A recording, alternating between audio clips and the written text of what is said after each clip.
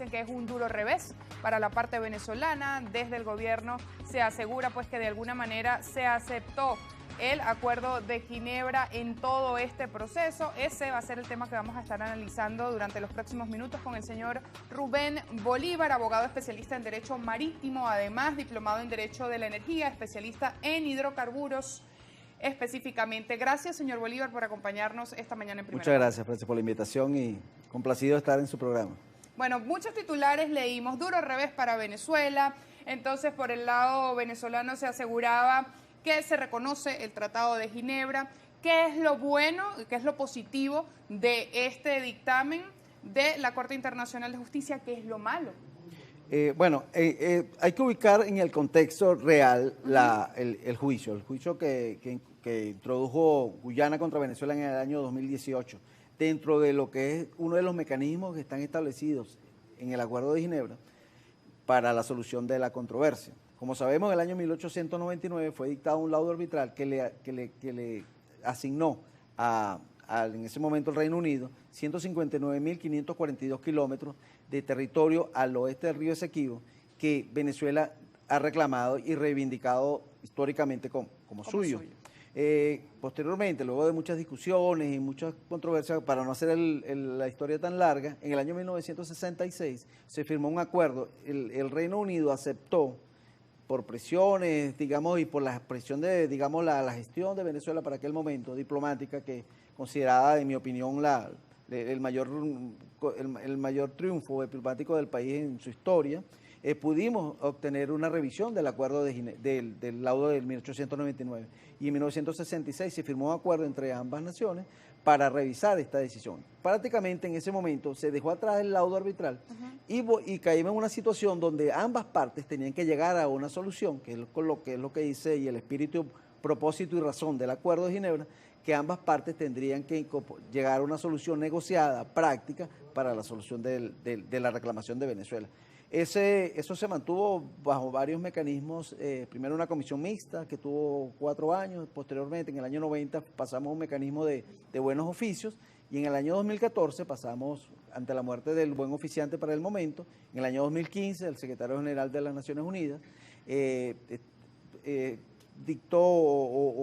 emitió un documento que se llama El Camino a Seguir, en el cual alertaba que si no se llegaba a un acuerdo antes de que él culminara su gestión, él iba a enviar esa reclamación o esta situación jurídica a la Corte Internacional de Justicia, que sabemos es un organismo de las Naciones Unidas que se encarga de todo lo que tiene que ver con las controversias entre los países. Es importante dejar sentado que para ir a esta instancia es muy importante y es requisito sine qua non, y lo ha establecido la misma jurisprudencia de la Corte, de que ambas partes tienen que estar de acuerdo. Debe estar firmada lo que se llama la cláusula compromisoria, donde ambas partes acuerdan ir a... Eso no se cumplió en este caso, sino que se remitió a la Corte en el año 2018 el caso en el mes de enero, y ya en el mes de marzo de 2018 Guyana estaba introduciendo una demanda contra Venezuela para que la Corte ratificara que el laudo arbitral y la delimitación que se estableció en ese mismo instrumento es válido. Eso está enmarcado en un contexto, por supuesto, geopolítico. A partir del año 2015 fue conseguido en exploraciones en Guyana, se consiguieron una gran cantidad de reservas petroleras que están siendo desarrolladas como uno de los mayores, desarrollos energéticos en el mundo actualmente, donde hay una gran cantidad de países, donde están las grandes potencias como Estados Unidos, Reino Unido, incluso China está desarrollando allí esos planes. Entonces, ¿qué se quería? Darle seguridad jurídica a esas empresas para que pudieran desarrollar sus, digamos, de alguna manera segura jurídicamente esos proyectos. En resumen, ¿es un duro revés para Venezuela lo dicho recientemente por la Corte Internacional de Justicia en este proceso? No es un duro revés, es un revés ciertamente porque es una incidencia que fue introducida dentro del procedimiento. Es lo que se llama una sentencia interlocutoria. En Venezuela utilizaríamos un término legalmente en nuestro procedimiento que serían cuestiones previas. Son instrumentos o solicitudes que se introducen para depurar el juicio. Todo abogado, toda persona que esté llevando un juicio medianamente diligente debe hacer uso de todos los elementos que le otorgan las leyes para hacer frente al juicio. Y Venezuela lo está haciendo. Venezuela introdujo las sesiones preliminares en el año pasado, el 7 de junio del año 2022, y fue decidido el 6 de abril, como declarándola sin lugar la cuestión previa que introdujo Venezuela. Obviamente es un revés para Venezuela, pero no es un revés serio, porque ahora la verdadera, digamos, controversia apenas está iniciando. Ahora en adelante la Corte tiene que tiene que fijar una fecha para que venga la contramemoria de Venezuela, que vendrá prácticamente a ser una contestación de la demanda, en la cual Venezuela tiene suficientes argumentos jurídicos, históricos, geográficos, de todo punto de vista, para hacer valer su derecho que tiene irrevocablemente sobre el Esequibo. Ahora bien, ¿qué pasó después de 1966, cuando ya se había acordado en el documento de Ginebra todo lo que usted acaba de explicar? ¿Qué pasó de allí en adelante, que entonces ahora luego quieren que otra vez sea el laudo arbitral de París el que rija toda la controversia? Sí, correcto. Bueno, ya lo había más o menos explicado, era ese contexto, ese elemento que surgió en el año 2015. Fíjese que el acuerdo de Ginebra es un acuerdo amistoso. ¿Por qué vamos a la Corte Internacional de Justicia? Y es bueno aclararlo para que la gente, digamos, el ciudadano lo sepa, porque creo que todavía hay mucha desinformación, claro, en todo nuestro país al respecto.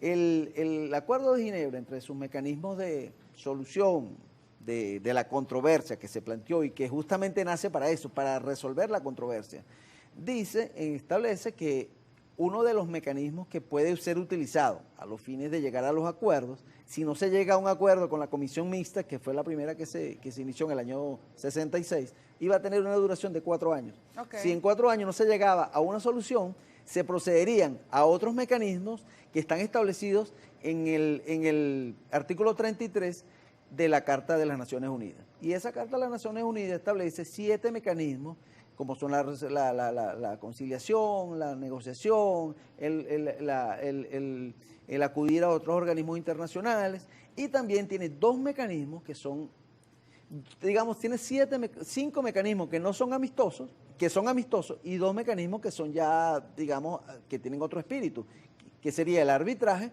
y el arreglo judicial.